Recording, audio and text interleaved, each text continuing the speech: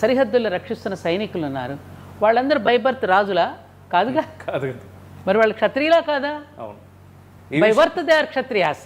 By birth కాదు, by worth they are Kshatriyas. Yes, కరెక్టా కదా? 100% ఈ విషయాన్ని బేసిక్గా ఈ విషయం అర్థం కాదు నాన్న, చెప్పినా అర్థం చేసుకోవాలనే ప్రయత్నం చేయాలి. పురుష సూక్తంలో కూడా ఇదే చక్కగా సమాజ పరమేశ్వరుడు యొక్క వర్ణన ఉన్నది తప్ప కుల వ్యవస్థను గురించి కాదు అక్కడ చెప్పింది.